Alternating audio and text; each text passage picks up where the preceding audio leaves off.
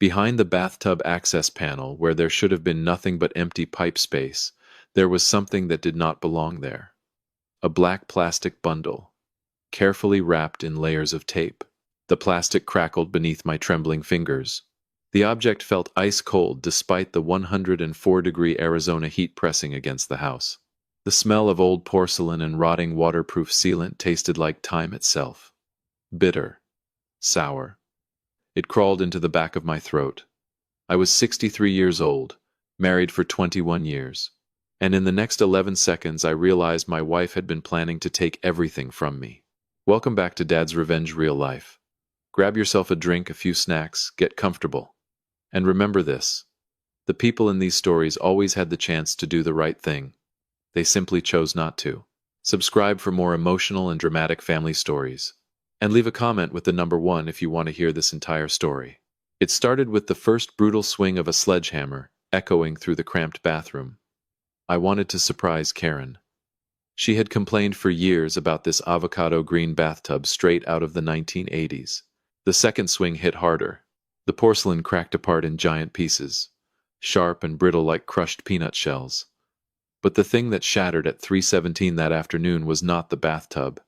It was my entire life. Inside the black bundle were 3 things: a stack of $100 bills, a cheap flip phone from a convenience store, and a folded sheet of lined paper. I opened it slowly. Karen's handwriting. Clean, slanted, precise. The handwriting of a senior insurance claims manager. The woman I had shared my life with for over 2 decades. The same woman who kissed my cheek before work that very morning. She had hidden this here. My chest tightened instantly. My heartbeat pounded against my ears louder than the sledgehammer had minutes earlier. The paper contained a cold and calculated plan written in bullet points. Why would my wife need a burner phone? Why hide thousands of dollars beneath the bathtub? The answer sat right there in my hands. This was not simply a divorce plan. It was a financial trap designed to leave me homeless and destroyed in my 60s. She wanted to paint me as mentally unstable. I collapsed onto the bathroom floor surrounded by razor-sharp porcelain shards. They dug into my skin, but I felt nothing. Nothing except a hollow emptiness spreading through my chest. Imagine discovering that the person you trusted most in the world was secretly digging your grave while smiling in your face every single day. The bathtub had shattered open, and so had the truth. Karen's game had started long before this moment, and without meaning to, I had just uncovered the very first card she never wanted me to see. Karen was a woman obsessed with perfection. She worked in insurance claims. Her entire job revolved around finding mistakes. A missing comma. A spelling error buried inside a contract. Nothing escaped Karen's eyes. She brought that same precision into our home. Everything had its place. Clothes were organized by color. Every spice jar in the kitchen carried a neatly printed label. Back then, I thought it was care. I was proud to have a wife like her. For 21 years, I showed love, the only way a man like me knew how. I was an engineer. I did not buy expensive roses. I was never good with romantic speeches. Instead, I took care of the house. I oiled every door hinge so it would never squeak and disturb Karen's sleep. I fixed leaking pipes in the middle of the night so she could rest peacefully. I scraped old paint from the porch with my own hands so she would have a quiet place to read in the afternoons. My devotion lived inside every inch of this house. I truly believed I had been a good husband. But standing there looking at the hidden cash and the burner phone scattered across the bathroom floor, I suddenly felt pathetic. My loyalty meant nothing compared to the cold calculation behind those objects. My friends, do you understand that feeling? The woman I was willing to protect for the rest of my life had secretly turned our home into a battlefield. She buried ugly secrets directly beneath my feet. I slowly stood and walked toward the window. Outside, the Arizona heat still burned across the neighborhood like fire. But inside me, something icy had begun spreading through my chest. My eyes drifted toward our wedding photograph, hanging in the living room. Karen's smile looked radiant in that picture. Her eyes looked warm, loving, honest. But now that smile looked like the mask of a master actress. How long had she been lying to me? The pressure building in my throat became unbearable. I could not sit there and wait to be destroyed. I needed the truth behind the handwritten note. I grabbed the cheap flip phone from the floor. My fingers shook violently as I pressed the power button. The tiny green screen flickered alive inside the dark bathroom. One unread message. And the moment the first line appeared on the screen, my heart nearly stopped. The sender was not a stranger. It was a code name. The code name on the screen was only 2 capital letters. MR. The phone had a single bar of battery left. It blinked weakly like my breathing. I did not open the message right away. I set the phone down beside me. My palms were soaked with sweat. Then I picked up the folded sheet of lined paper again, slowly, carefully. The sound of old paper crackling filled the terrifying silence around me. This was not a diary. It was a plan. At the top corner of the page, Karen had written one word in large red letters: timeline. It was the timeline of my destruction. Everything had been divided into stages. Phase 1 began 6 months earlier. Beside that date was a sentence that made my blood run cold. Push refinancing. My head started spinning instantly. 6 months ago, Karen began talking about refinancing this house. She said we needed extra cash to strengthen our retirement investments. She sounded convincing, gentle, caring, thoughtful. I trusted her completely. I signed the first stack of paperwork without hesitation. I believed I was protecting our future together. But the truth was far uglier. I had been signing away my own financial execution. Beneath that line was another bullet point: maintain supportive tone. The words supportive tone had been underlined twice, like a reminder to herself. She needed to keep acting like the loving wife. She needed to smile, speak softly, stay affectionate, so I would never suspect anything. Every moment of kindness she showed me during the past 6 months had been part of a psychological strategy, a sedative, something to keep me calm while she slowly guided me into the trap. The coldness from the paper seemed to crawl directly into my chest. Outside the bathroom window, the 104-degree Arizona heat still shimmered over the pavement. But inside this room I felt frozen solid. My eyes drifted back toward the stack of cash. $8,000. She must have withdrawn it slowly from our joint account. Small amounts at a time so I would never notice. Karen had been building an escape route for herself using the sweat of my entire life. The sadness inside me hardened into something darker. Anger. Not loud anger. Not rage. The quiet kind. The kind that settles deep inside your bones. I pushed myself off the floor, stepping carefully around the shattered porcelain pieces scattered across the bathroom. Then I picked up the flip phone again. I had to open the message from MR. I needed to know who was helping my wife destroy me. My thumb pressed the inbox button. The conversation appeared instantly, and what I found inside was worse than the money, worse than the burner phone, worse than the refinancing plan. Karen was not only planning to steal my assets, she was talking about me. And the name she used for me in those messages revealed a truth far more horrifying than betrayal itself. The burner phone cast a faint blue glow across the shattered bathroom floor. I opened the newest message from MR. Has he signed the papers yet? He. That single word hit me harder than the sledgehammer ever could. 21 years of marriage. 21 years of shared meals, shared struggles, shared dreams.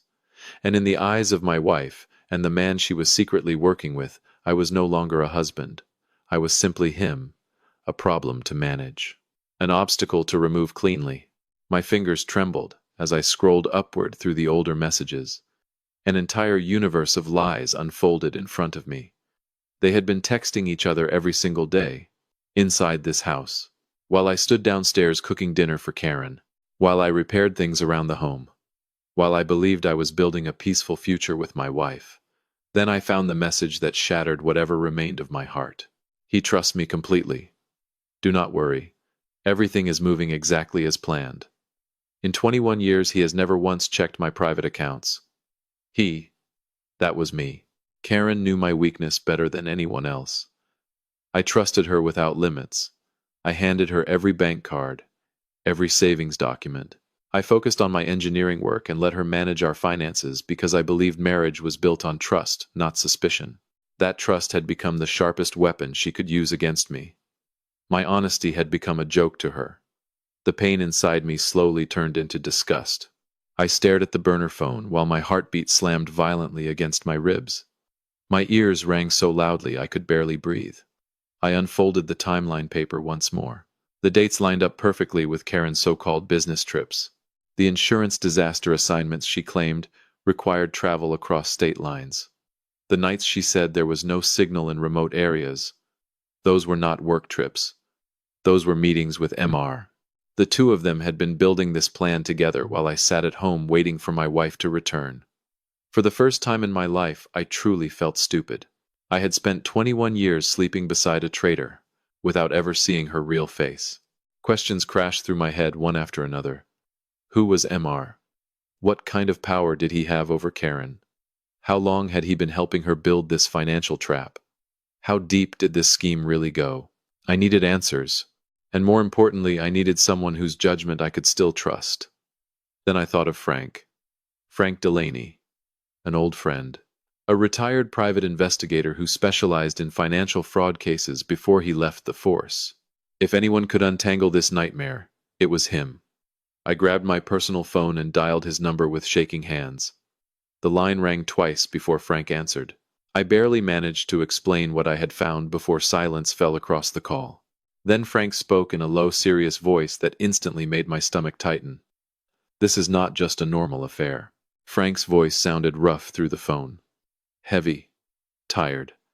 I sat silently on the edge of the shattered bathroom floor while he analyzed everything I had told him. Frank had spent 30 years working as a private investigator. He had seen every ugly corner of human greed imaginable. After hearing the story about the broken bathtub and the timeline paper, he stayed quiet for a long time before finally giving me his conclusion. An affair at 60 is not about emotions, Frank said slowly. It is about accounting. The sentence lodged itself deep inside my brain. An affair in your 30s is chaos. An affair in your 60s is bookkeeping. They are not cheating because of passion, Frank continued. They are cheating because they want an exit strategy. His explanation hit me like freezing water. He was right. Karen was not some foolish young woman blinded by romance. She was a woman in her 50s who understood money very well, and MR clearly did too. They were not chasing love. They were building a financial escape route for old age. And that escape route was being funded by draining every drop of value from my life. Frank started breaking their plan apart piece by piece. The refinancing push was the critical move. If I signed the mortgage paperwork, the bank would release a large amount of cash against the house. That money would quietly move into accounts Karen had already prepared behind my back. Then she would disappear with the cash, and Michael Reeves, while I stayed behind carrying crushing debt. The bank would eventually seize the house. At 63 years old, I would lose everything and end up homeless. The anger inside me stopped exploding outward. Instead, it compressed into something colder, more dangerous, like gunpowder packed tightly inside steel. I gripped the burner phone harder in my hand. I could not allow them to win. I had worked my entire life to build this home. I was not about to hand it over to two parasites. Frank told me to stay calm. He said he would dig deeper into the real identity behind the initials MR financial advisor, scam artist, professional manipulator. He needed a few hours to contact some old sources and pull records. But before hanging up, Frank gave me one final warning. Do not scare them. Not yet. Keep acting like the same trusting husband she thinks you are. I ended the call and stared at the ruined bathroom around me. Broken porcelain covered the floor like fragments of my marriage. I cleaned everything carefully before Karen returned home from work. Then I hid the burner phone and the timeline document somewhere safer. 3 hours later, my personal phone vibrated. A message from Frank. I found MR. My heartbeat stopped for a second. His name is Michael Reeves. I immediately searched the name online, and what appeared on the screen revealed a horrifying secret from Michael Reeves's past. A secret that explained exactly why Karen had chosen him for this financial heist. Michael Reeves. The name glowing on my computer screen filled me with disgust. I stared at his photograph for a long moment. A man in his 50s, smooth-combed hair, an expensive tailored suit, the polished smile of a successful financial professional. But beneath that polished image was rot. Frank had sent me 2 old news articles from 5 years earlier. Michael Reeves had once worked as an independent financial advisor. Then his license was revoked after his involvement in a retirement fund fraud scheme targeting elderly clients. He was not some amateur con artist. He was a predator, a professional one. Michael specialized in finding legal loopholes to drain people dry without leaving fingerprints behind. He was not simply my wife's lover. He was the architect of the trap closing around my life. The combination suddenly terrified me. Karen understood contracts, insurance claims, and documentation. Michael understood financial laundering and asset movement. Together, they were the perfect team. Their target was never a few $1,000s hidden beneath a bathtub. They wanted everything. The house, the savings, the retirement accounts. Every dollar I had spent my life earning. A chill crawled down my spine. If I had not accidentally smashed that bathtub open earlier today, I would have walked blindly into financial execution. I would have signed every document with a smile, while Karen held my hand and pretended to love me. The truth was brutal. But for the first time, since discovering the hidden package, I stopped feeling helpless. The pain inside me hardened into cold clarity. I was not going to sit quietly and die financially. If Karen and Michael wanted to build a trap, then I would build one of my own. I called Frank again and asked for legal help. He immediately gave me one name: Susan Keller, one of the best attorneys in Arizona for complex divorce and financial fraud disputes. An hour later, I sat inside Susan Keller's office with the burner phone and Karen's timeline document spread across her desk. Susan examined everything with razor-sharp focus. She did not look shocked. Clearly, she had seen marriages rot from the inside before.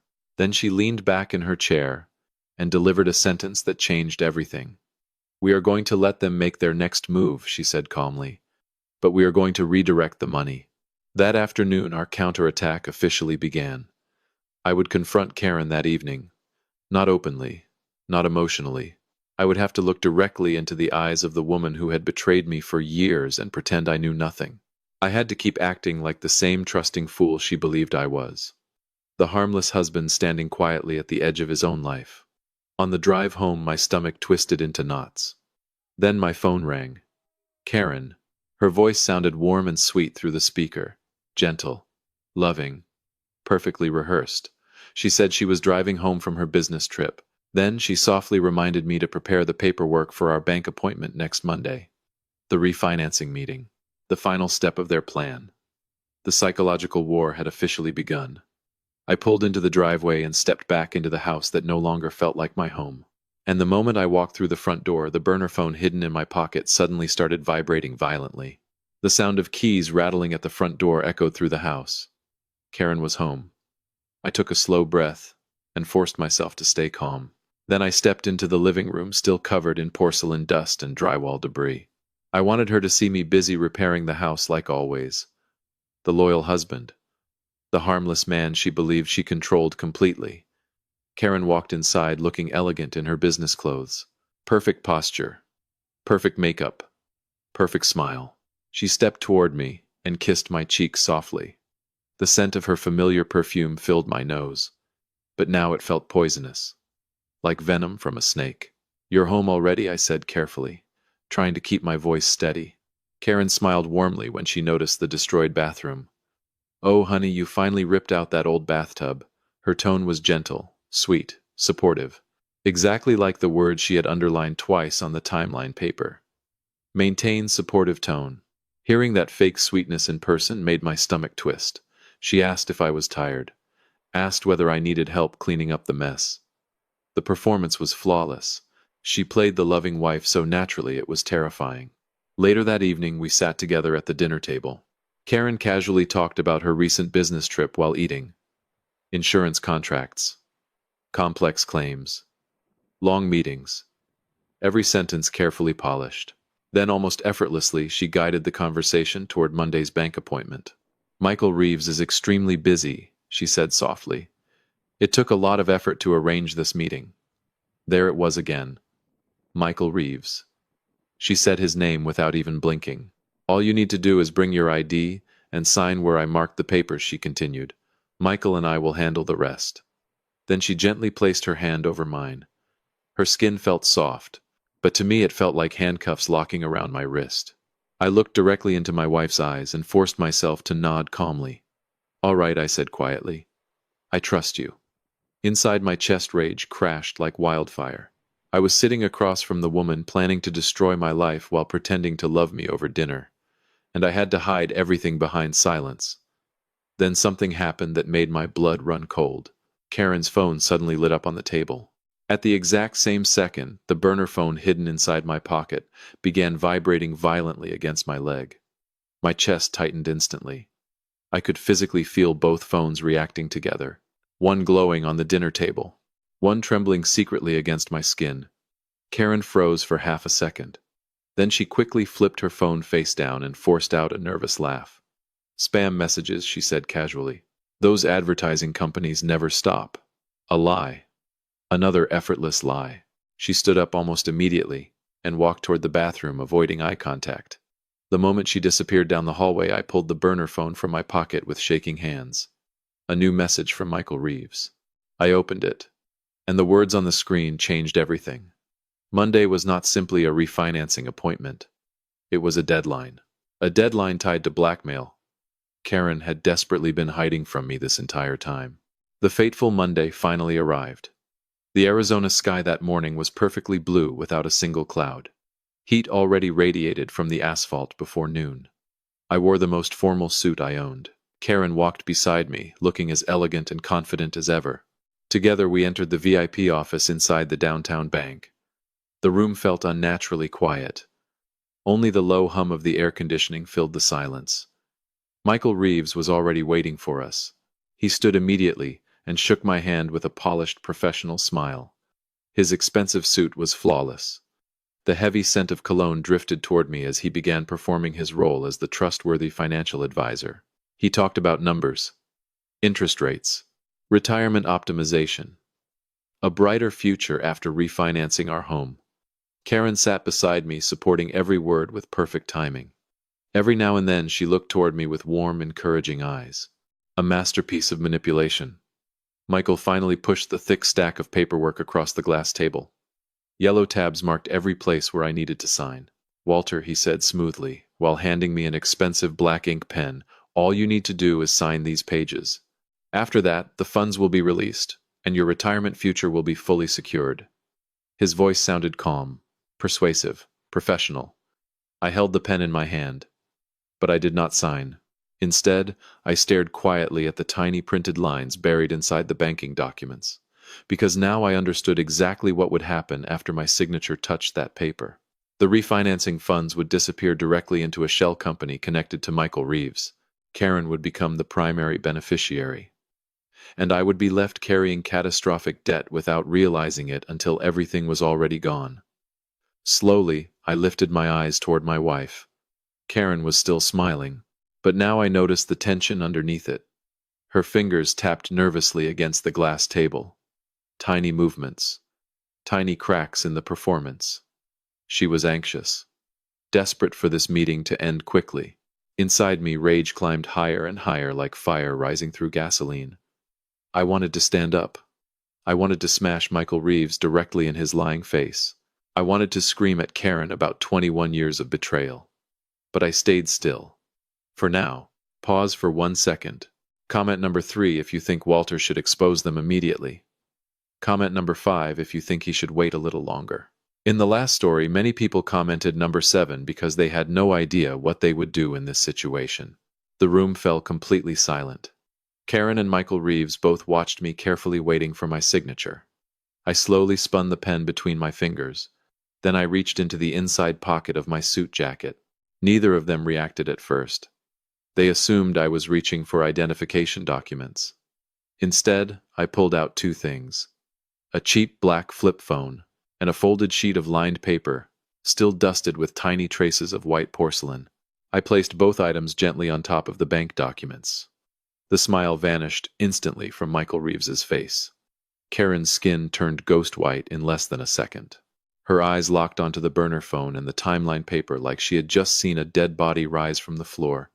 Her lips trembled violently, but no words came out. The final confrontation had officially begun, and only seconds later, the office door suddenly opened. The arrival of a third person would turn this refinancing meeting into a living nightmare for both scammers. The flip phone and the folded sheet of lined paper rested silently on the glass table. They looked like evidence pulled straight from a grave. Karen stared at the burner phone with wide, terrified eyes. Her entire body froze, stiff like cracked porcelain. The confidence of the experienced insurance manager disappeared instantly. Every trace of control vanished from her face. Michael Reeves frowned sharply. He tried to maintain the composure of a seasoned predator. Clearing his throat, he forced out an awkward smile. "Walter," he said carefully, "what exactly is this? We should finish signing the paperwork." I looked directly into my wife's eyes. My voice remained calm, dangerously calm. "You forgot these behind the bathtub, Karen." The sentence exploded inside the VIP office like a bomb. Karen began trembling violently. Her mouth opened, but no sound came out. She covered her lips with one shaking hand as if trying to stop herself from screaming.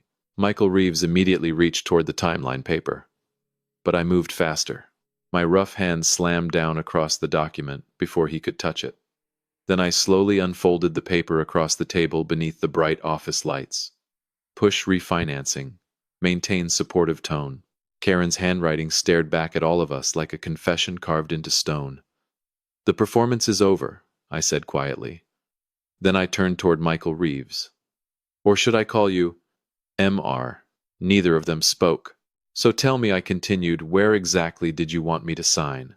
"Sign so the two of you could disappear with my retirement money and build yourselves a comfortable little escape plan for old age." I pressed the power button on the burner phone. The audio message echoed through the suffocating silence of the room. "Has he signed the papers yet?" Michael Reeves shot up from his chair instantly. He knew the game was finished. "I have nothing to do with this," he stammered while frantically grabbing his briefcase. "This is a private family issue." Then he turned toward the exit, desperate to run. But he was too late. The VIP office door suddenly swung open. Susan Keller entered the room alongside two bank security officers and a representative from the Financial Regulatory Division. Susan looked directly at Michael Reeves with a cold, unforgiving smile. "Mr. Reeves," she said firmly, "you are hereby suspended from all transactions connected to this case. Evidence regarding financial fraud and abuse of fiduciary trust was submitted to economic crime investigators 2 hours ago." Michael Reeves's face completely collapsed. Without another word, he pushed past the security officers and stumbled out of the room like a hunted criminal. Then there were only 3 people left inside the office. Me, Karen, and Susan Keller. Karen slowly collapsed into the leather chair. The mask she had worn for 21 years finally shattered. Her eyes filled with panic and desperation. "Walter, please," she whispered weakly. "Let me explain. It is not what you think." I pointed directly at the timeline paper. "The truth is right there." My voice cracked slightly for the first time all day. "For 21 years, I loved you with everything I had. And all this time you were calculating numbers and planning how to throw me out into the street." Susan Keller calmly placed the divorce documents onto the table. Karen lost every legal claim to the house and the joint financial accounts. She signed the papers in absolute silence while tears dripped onto the contracts. But they were not tears of heartbreak. They were tears for a failed plan. Karen walked away with nothing. And for the first time since smashing that bathtub open, I finally felt something close to peace. I stepped outside the bank into the brutal Arizona sunlight. The heat still burned across the city streets, but the crushing weight inside my chest had finally lifted. The nightmare was over. Or so I thought. Because later that evening, when I returned home to finish cleaning the destruction inside the bathroom, I discovered one final hidden secret buried beneath the foundation of the house. And what I found made me realize Karen's plan had never been only about stealing my money. The sharp snap of the new bathtub settling into place echoed softly through the empty bathroom. I ran a clean line of white silicone around the edges with my own hands. Everything looked fresh now. Clean. Peaceful. The smell of mold and deception was finally gone. No more dark secrets hidden behind the walls. And the final thing I discovered beneath the foundation of the house was not money. It was worse. A fake medical file. Karen had secretly been collecting fabricated medical records designed to prove I was mentally declining in old age. She planned to strip away my legal independence piece by piece. She wanted the courts to see me as unstable so she could control everything legally. That was the moment I truly understood something terrifying. Human cruelty has no bottom. Later that evening, I sat alone on the sunlit front porch. My story had finally reached its end. But what about yours? My friend's financial abuse against older people is not just something that happens in movies. Sometimes it happens inside your own bedroom. Sometimes it hides behind the warm smile of the person you trust most. As we grow older, we often hand over complete trust to the people closest to us. And that trust becomes the perfect opening for financial predators. So remember this lesson I learned the hardest possible way. Transparency is love after 60. Never surrender total control of your life to another person. Not even someone you have shared a bed with for 20 years. Always check the numbers yourself. Staying aware does not weaken love. It protects love. And it protects you. I lost a wife, but I reclaimed my life. At 63 years old, I still have this house. I still have my freedom. I still have my dignity. The past has finally been washed clean, just like that brand new bathtub sitting inside the bathroom now. And for the first time in years, I am ready to begin a new chapter. One without lies. Before you leave tonight, check your bank statements this week. And tell me in the comments which city you are watching from. Subscribe so you do not miss more real stories about truth, betrayal, and justice here on Dad's Real Life Revenge. Thank you for sitting here with me until the very end. Keep your eyes open. Keep your heart peaceful. Goodbye for now, and I will see you again in the next story.